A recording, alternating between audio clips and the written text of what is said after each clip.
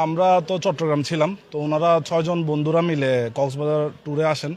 আসার পরে ওনারা মানে আমরা হঠাৎ করে কল আসে আর কি, আমরা 7টার দিকে কল পাই যে রাজীব ভাইকে খুঁজে পাওয়া যাচ্ছে না।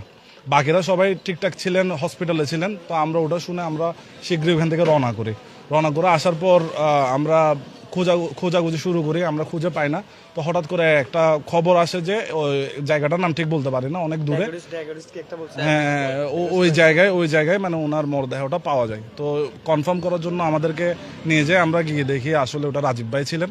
তারপরে আমরা মরদেহটা নিয়ে এখানে আসি আর কি। ওনার নাম মোহাম্মদ রাজীব। জি না, ওনার ফ্রেন্ড আসছিল, ওনারা 6 জন ফ্রেন্ড আসছে।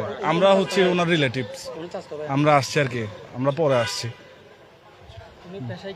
উনি হচ্ছে গ্রাফিক্স ডিজাইনার, আন্দরকিল্লাতে একটা জায়গায় গ্রাফিক্স ডিজাইনের কাজ করে, একটা দোকান। আমার চাচাতো বোনের হাজবেন্ড। জি। আমার পরিচয়, আমি দেওয়ানবাজার থাকি, আমি ইউটিউবে কন্টেন্ট মেক করি। আজকে বিকেল 5:30টার দিকে উনি নিখোঁজ ছিল।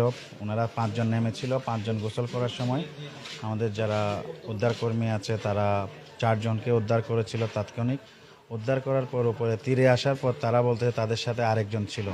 তখনই সবাই আবারও উদ্ধার কার্যক্রম গিয়েছিল, কিন্তু ওনাকে পাওয়া যায়নি। ঠিক কিছুক্ষণ আগে আমাদের এখানে খবর আছে ওনাকে ভাসমান অবস্থায় দেখা গেছে, তখন আমাদের টিম গিয়ে ওনাকে উদ্ধার করে ডায়াবেটিক পয়েন্টের একটু পরে বিচে পাওয়া গেছে।